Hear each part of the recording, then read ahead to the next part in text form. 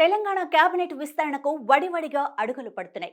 సామాజిక సమీకరణాలంటూ నేతలు ట్విస్ట్ ఇస్తే పోర్ట్ఫోలియో చేంజెస్ అంటూ హైకమాండ్ రివర్స్ షాక్ ఇస్తోంది.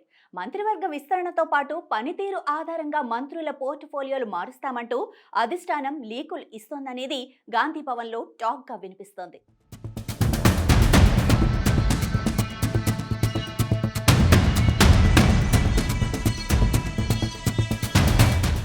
చాలా కాలంగా పెండింగ్ పడుతూ వస్తున్న మంత్రివర్గ విస్తరణకు కాంగ్రెస్ హైకమాండ్ ఎట్టకేలకు గ్రీన్ సిగ్నల్ ఇచ్చేసింది.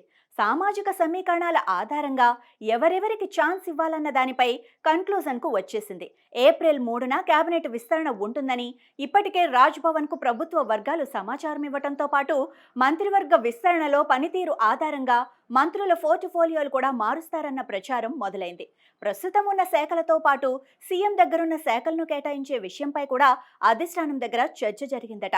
మంత్రివర్గ విస్తరణలో భాగంగా ఖాళీగా ఉన్న 6 బెర్తల్లో 4ని భర్తీ చేయాలని కాంగ్రెస్ అధిష్టానం నిర్ణయించింది.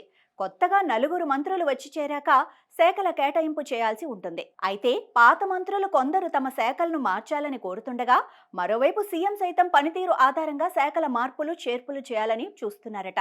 ఈ విషయాన్ని ఇప్పటికే పార్టీ అధిష్టానానికి చెప్పి ముఖ్యమంత్రి గ్రీన్ సిగ్నల్ తీసుకున్నారట.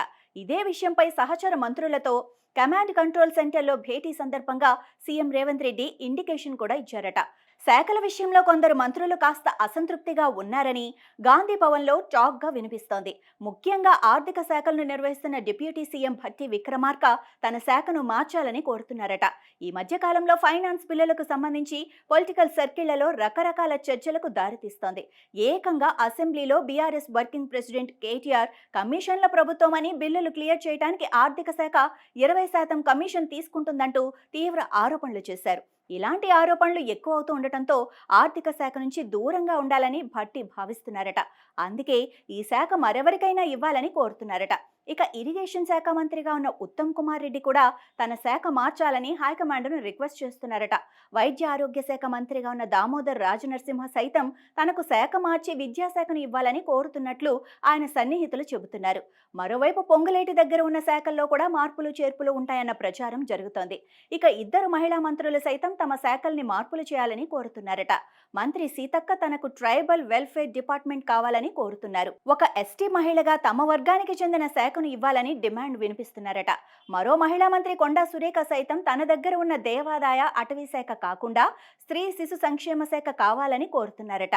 ఉమ్మడి ఆంధ్రప్రదేశ్లో కొండా సురేఖకు ఈ శాఖ చేసిన అనుభవం ఉండటంతో ఈ శాఖ కోసం ట్రై చేస్తున్నట్లు తెలుస్తోంది. ఇక అమాత్య బెర్తులు కన్ఫామ్ అని కాన్ఫిడెంట్ గా ఉన్నవారు సైతం శాఖల విషయంలో ముఖ్యమంత్రికి తమ ఆలోచనలను చెప్పారట. ఇప్పటికే కోమటిరెడ్డి రాజగోపాల్ రెడ్డి తనకు హోంశాఖ కావాలని బాహాటంగానే చెబుతున్నారు. మరోవైపు శాఖల పనితీరు, కొందరు మంత్రులపై వస్తున్న అవినీతి ఆరోపణల నేపథ్యంలో శాఖల మార్పులు చేర్పులు చేయాలని సీఎం రేవంత్ రెడ్డి కూడా గట్టి పట్టుదలతో ఉన్నారట. ఈ పరిస్థితుల నేపథ్యంలో పాత కొత్త వారికి శాఖల కేటాయింపుల సందర్భంగా మార్పులు చేర్పులు ఖాయమన్న చర్చ జరుగుతోంది. తెలంగాణ కేబినెట్ విస్తరణ అంశం తుది దశకు వచ్చినప్పటికీ ఎవరి ప్రయత్నాలు వారు చేస్తున్నారు. క్లైమాక్స్ లో ఛాన్స్ కొట్టేసేందుకు కొందరు ట్రై చేస్తుంటే, మంత్రిగా బెర్త్ కన్ఫామ్ అయిన వారు శాఖలపై దృష్టి పెట్టారు. మరోవైపు సీనియర్ మంత్రులు కూడా తమ శాఖలు మార్చాలని కోరుతున్నారు.